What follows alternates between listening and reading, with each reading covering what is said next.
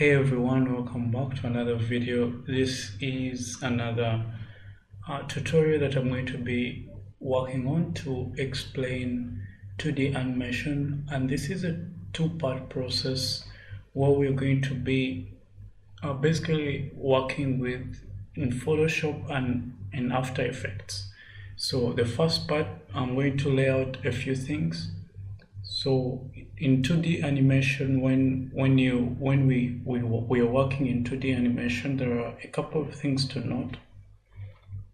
Mostly, you can use this technique in case you don't have live footage, or you want to like add some motion to your pictures. It's very important. You can use 2D animation, but there are a couple of things to keep in mind. Also, this video, I got this idea from another person.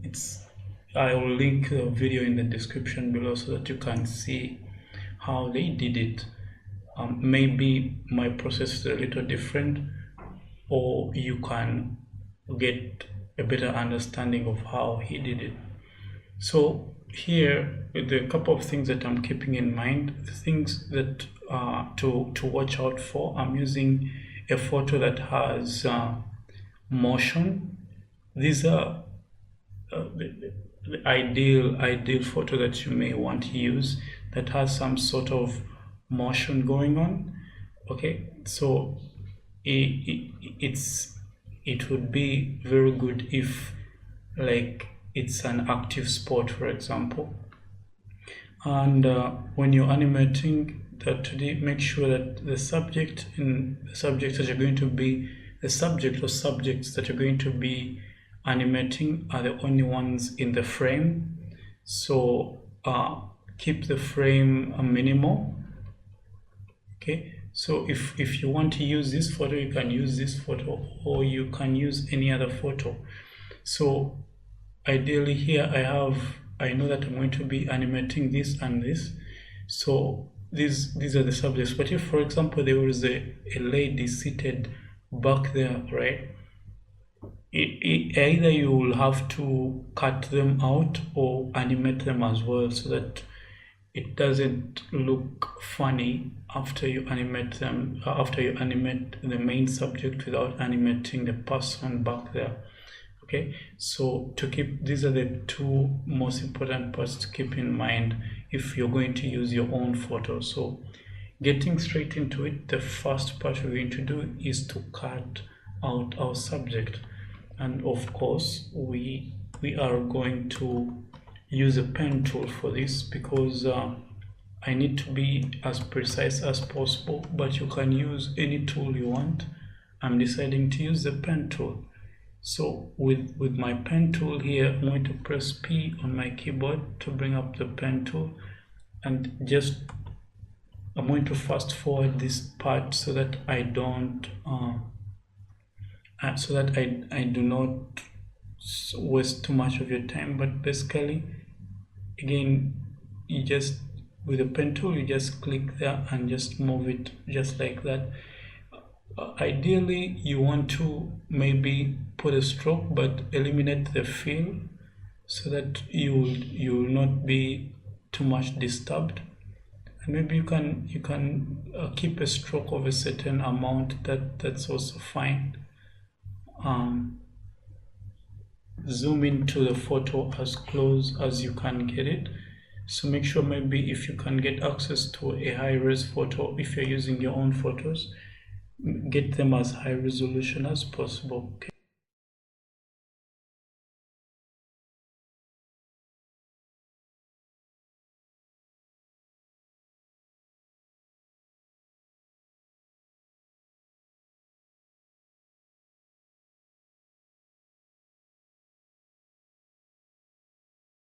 So once we're here, we're now coming to an end. And so once you have completed the path, so you have a selection around the edges of his body, just like that. Okay, So you now have that, and the next part is also to animate, to cut out this one, because we are going to also be animating this, so you cut it out as well.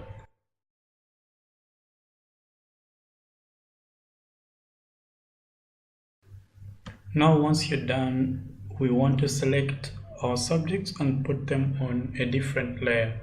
And the way you do that, for example, you select this layer, right, and then we click the first shape to kind of select that image. Control C to copy.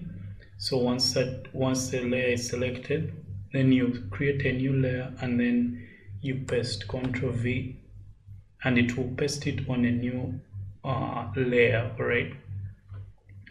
And again, we do the same thing for this one as well. So we select this background layer because it has the subject, and then we control click on the shape 2 layer so that it's selected, and then Control C to copy, and then create a new layer and paste it there. Double click this one and name it man, and then skateboard. Okay, so this is a skateboard layer, this is the man's layer, and now you will not need this, so we shall ignore them.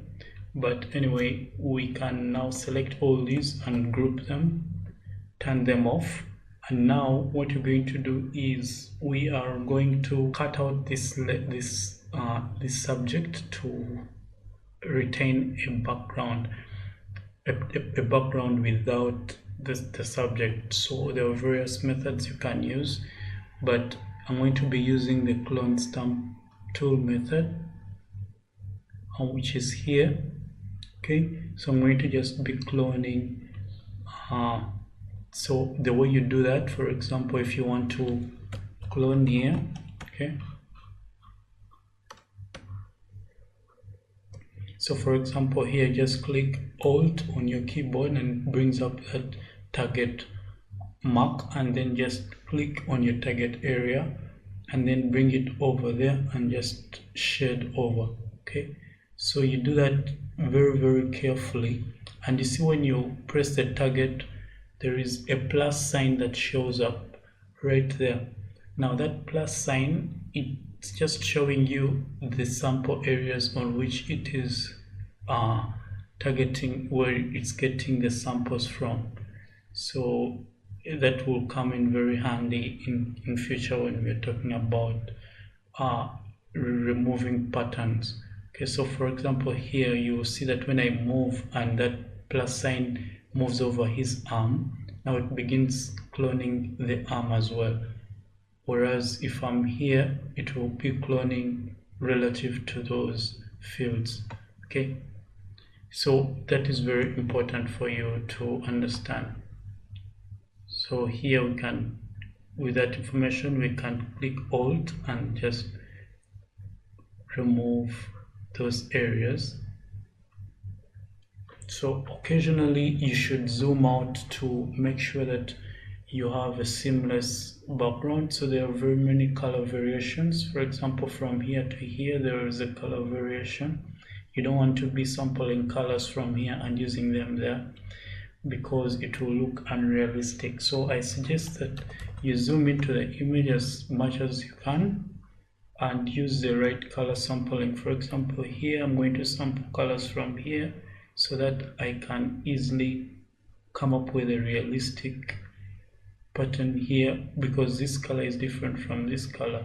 So this takes time, but you should take your time to kind of make the best as you can, because this is the hard part.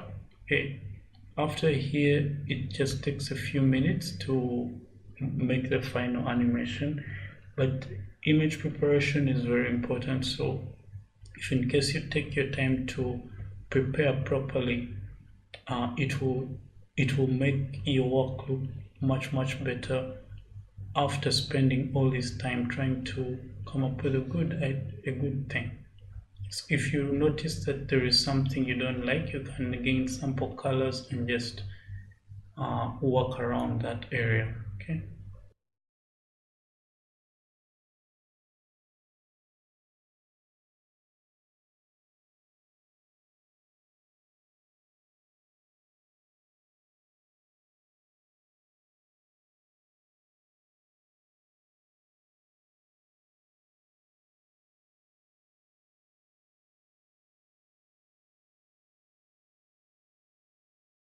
So I finished cutting out the the image. If you hear some birds shouting outside, sorry, it's almost 5 a.m. Yeah, and that's why. So the sun is rising, so that's why there are birds shouting outside. But continuing, we have now our images on this layer, and we're going to save this file and then take it to After Effects. So back in here now we have our composition. It's just like this, and the way we are now going to animate this. So the first thing we're going to do is to turn on the 3D layers. So right here, just turn on your 3D layers, and in the background we bring up the position keyframe by pressing you essentially just press P on your keyboard, and then you scale it back in the Z axis, because we want it to not appear like as if it's flat. So scaling it back in the Z axis, just like this. And then once it's scaled back up like that to some distance, you now come down here and then scale it back up with shift, of course. Scale it back up like that, so that it's like a space, so that there is some definition of space. So that's the first part we're going to do. The second part is we're going to add a camera in this. So what we want to do is to go over to the layers, new, and then camera. So here I'm using a 36mm lens, and I'm just going to leave everything as it is, and I click OK. So now you see our camera has been added, but as you may see, it has changed the frame because of course you understand the camera is way far, so it's showing the edges. So what we want to do is to change its position. So here we want to bring it closer. So again, when you scale it in the Z-axis, you see that now it's now covering up the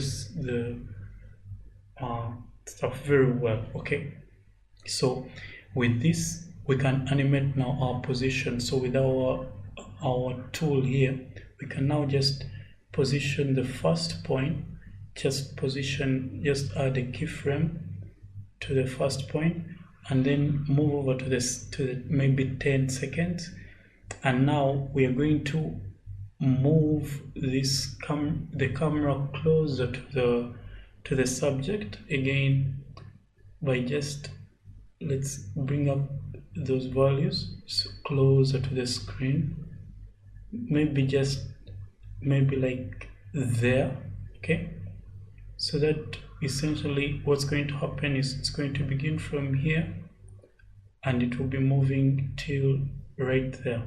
Okay, so but as it's moving, we are now going to individually animate these ones. For example, the skateboard, for example, I want it to rotate a little bit. Okay, so maybe so for the skateboard, I want it to kind of move like that. Okay, so it's just maybe moving up and down that. Okay, so just subtle movements, just a little bit, or in the opposite directions, it doesn't matter. So that's what I'm going to animate now. So with our skateboard layer, we can pre-comp it by Ctrl Shift and C, and skateboard, we can call it skateboard PC for pre-comp. Okay, and click OK so that it opens the skateboard up. It pre-comps it. Now we can click and we have our skateboard alone. Okay, so once you go and just double click there, you have a pre-comp layer right there. Now moving this is just animating its position or its rotation, so, or whatever. Okay, so its position, we click P on the keyboard, and again turn on your this layer here, the 3D layer. Once you're in the pre-comp, it's going to turn it off, so but just turn it back on, and now you can pre-comp it the way you want. For example, if I wanted to move in the y-axis, I'll do that. If I want it in the z, but I want it first in the x-axis, subtle. Let's imagine like this, okay, and then in the y-axis just a bit, and in the z-axis. Okay, so because once what we are doing now is trying to come up with so to rotate it a bit, that was its position. Now to rotate it, we press R on our keyboard. Now if you want to rotate, this is for example the X, Y, and off the screen is the Z direction.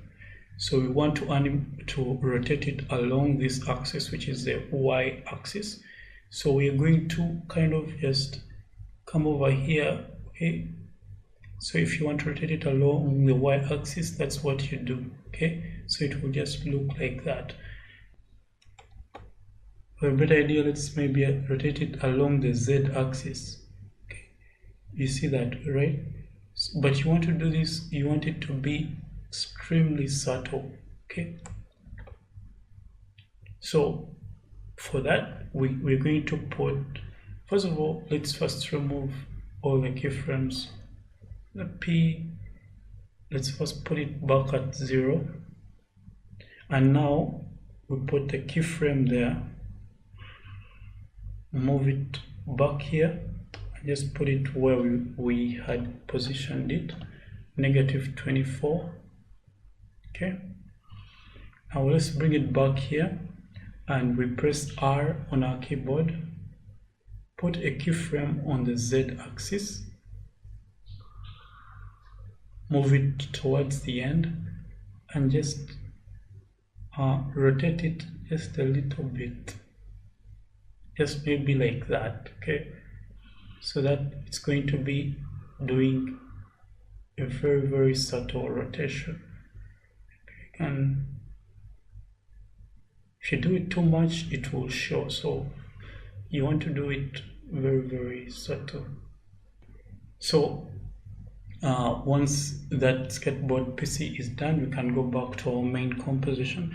Now we're going to pre-comp the man as well. Ctrl Shift C, and we say man PC, and then we go into, now for the man, we're going to zoom in, and we're going to use the pin tool. So this tool here where it says the puppet pin tool. Okay, so what we're going to do with that is we're going to be just pinning points where we think rotation happens. For example, there can be a certain rotation there, at the wrists there. Okay, and then there, then here, and here, then down here, down there, and then maybe those areas. So just around, so those are the pins I've put around them, around him. Now I'm going to begin animating those positions.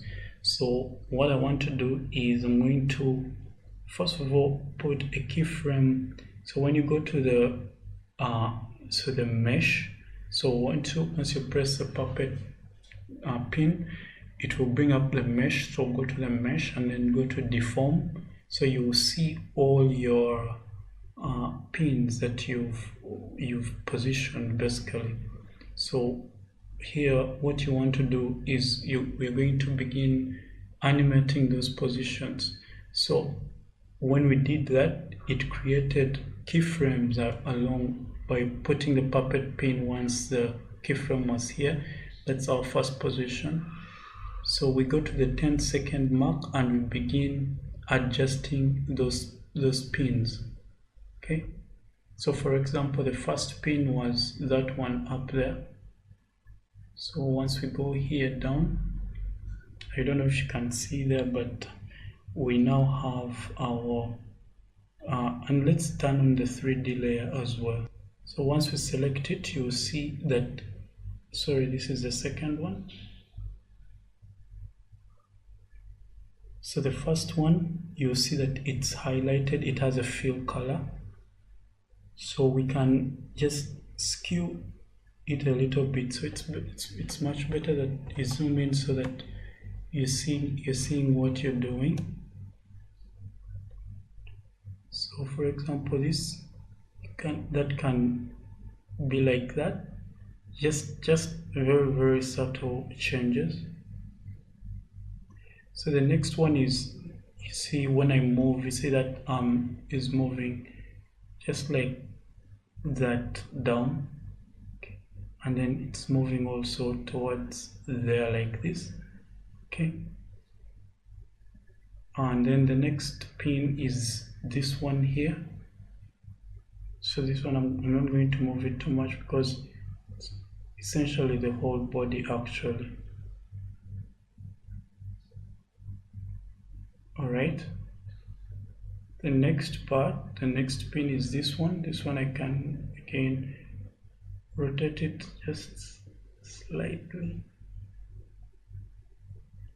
So here I'm rotating just, and then this one here, so you can play with it the way you want, but just don't do it too much, because again, if you do it too much, it will be disastrous.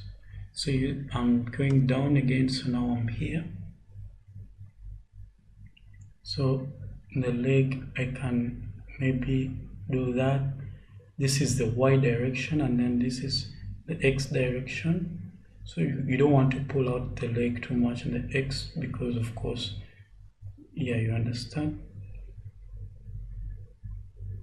And then the next pin is this one here, and so I'm moving that towards the center of gravity. Next pin is probably below, so it's this one here, okay. Here just moving it ever so slightly, just like that, okay. So the next pin is this down one, okay. You can move it just like that, and then move it back like this, and then 10. These are the waist pins, waist areas. So it's just like repositioning his body kind of. And then the last pin, okay. Yeah, so once I'm done, so now when I'm here, okay, let me just zoom out. If I move the cursor, you'll see that he's subtly moving, okay. Now you can come back to your main comp and just play it over. So once, maybe I don't know if it will play clearly because my machine is terrible, but I'll render it out and I'll show you how it plays. So this is how you animate in After Effects, the 2D animations, and let me know if you found value in this, and you can go and try using your own methods as well to animate this. And if you need for me to redo this and maybe add some more, because there are some parts that I haven't added, like the lens distortions and stuff. But if you want more tutorials for me to do that, let me know in the comment section and I'll be glad to help. So I'm going to leave it at this, and I'll speak to you in the next tutorial. Take care. Bye.